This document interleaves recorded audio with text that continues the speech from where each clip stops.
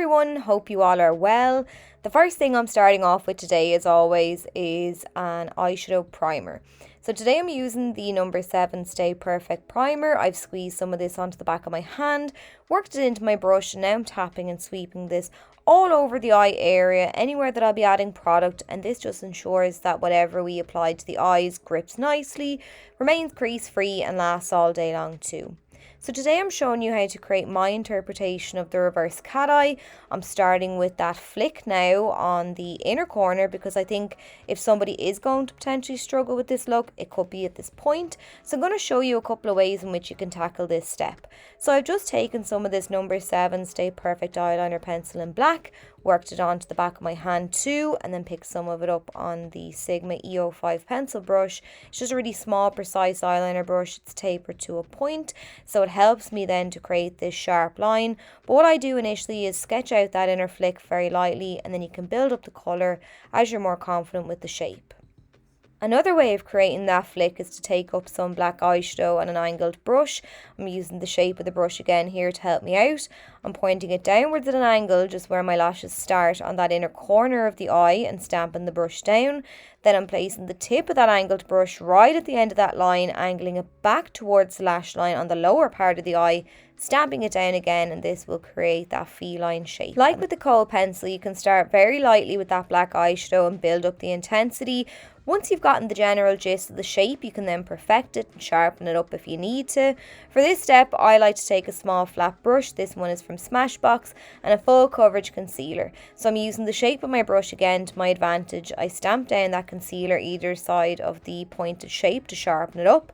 Once I'm happy then with how that looks, I'm then taking a fluffy brush. This is one of the double-ended brushes that came with the Naked Ultraviolet palette, and I'm patting just around that area where I applied the concealer, not going too close to the edge because I want to keep that sharpness around the eyeshadow, and I just want to fade out the concealer from that point. Another way of creating that inner corner flick, and my favourite way, just because it's a medium that I'm most comfortable with, but is to use liquid liner. So I like it because you've got instant colour and sharpness. The liner brush is tapered to a point. It's nice and thin so you can be precise. You just need to have your wits about you though with liquid liner because it does smell fear.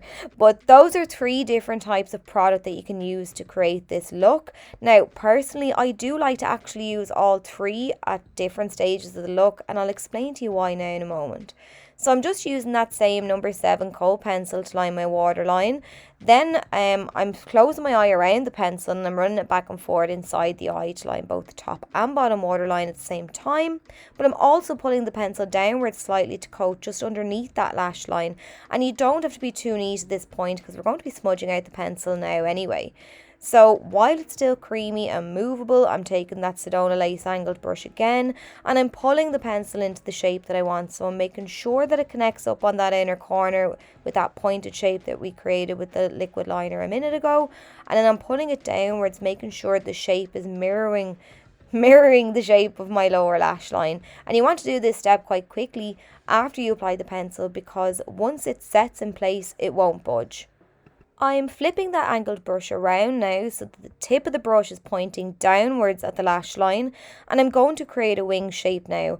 So you basically want to just imagine your lash line was continuing upwards and outwards, just following that curve, following the shape, and use the tail of your brow as a guide too. You want to aim in that direction. So again, while that pencil is still nice and creamy, I'm pulling a little of it outwards to create a line, which I'll build upon soon. I'm just mapping out my shape at this point, and I'm connecting it to the edge of the upper lash line too, just like I did with that inner corner point on the eye.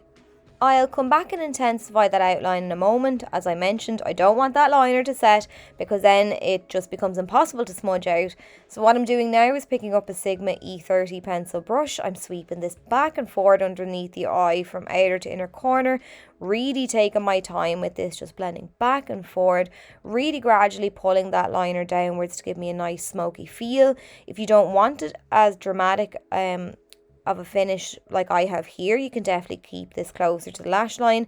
In general, actually, if you want a softer looking reverse cat eye look, just stick to a black eyeshadow, you'll get a much softer finish. But when it comes to makeup, I always err on the side of dramatic. I just can't help myself. I'm moving back to liquid liner now due to the fact that we have that guideline that we mapped out with our cold pencil. I can now trace over it and really define that flick. And unlike with a winged liner where I'm usually joining it up and pulling it across the upper lash line, the focus for this look is solely on that lower lash line. So we have a nice skinny line now that is joined just up on that very outer edge of the upper lash line, just so that we don't have a random floating line. I'm taking a little of that black eyeshadow now on an angled brush. I'm tapping this lightly along the wing shape, making sure to keep this at the bottom portion of that wing because we will be smoking out the eyeshadow in a moment's time. Basically with this look, you want the sharpness to be at the edge of that upper lash line, and the further you go downwards, the more diffused the product should be. So usually we have a nice gradient effect from upper lash line to brow bone, and the shadows fade out to nothing the closer to the brow bone that you get. This time we want the opposite, and that's why I use a combination of products. I find using the liquid liner gives me that really jet black sharp appearance, and the combination of the kohl pencil and the eyeshadow gives me a nice gradient effect, but they can pack a punch where I want them to, but can also be softened to my desired effect. And the bonus too of using an eyeshadow alongside a liner is that the eyeshadow will actually prolong the liner. I felt the lid looked a little bit bare, so I'm going back to my Makeup Revolution Iconic Division palette. I've been using the black eyeshadow in this palette for the look already. And now I'm using the almost skin tone shade. It's the second shadow on the top row. And I'm just using the fluffy end of my brush that came with the Urban Decay Naked Honey palette just to whack this all over the eyelid and into the crease. I'm using this shade just to add a wash of colour to the eye. Now, actually, I then decided to go in with the warm toned brown shadow. It's just situated above the black in the palette because I felt the first shade was just too subtle. It was just not much darker than my skin tone, and I wanted something a bit deeper on the eye. So again, I'm just adding this shadow now to the lid, right up into the crease, just to add a wash of colour to that upper portion of the eye so that it doesn't look so bare. I've added a pair of the Sosu lashes now called Desire. They're from the 7 Deadly Sins collection. And now I'm just doing some finishing touches. So I'm tapping some of the black eyeshadow down now along the waterline. I forgot to tap off the excess shadow. Make sure you do this so you don't have excess floating around your eyeball. But if it does happen, just blink and then it goes away. But the powder over the top of the cream liner firstly intensifies the black, as I mentioned before. And secondly, it sets it in place and makes it last all day long as well.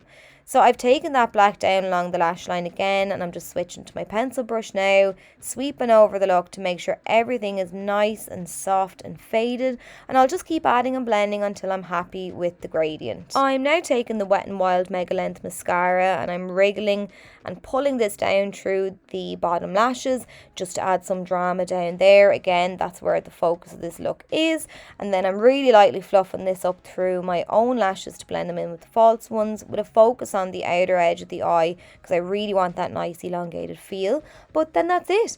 So I hope you enjoyed this tutorial and my interpretation of this look. If you did, please do let me know. If you need any more help with how to achieve the look, please do leave comments in the box below and I'll get back to you as soon as I can, and I'll see you all really soon.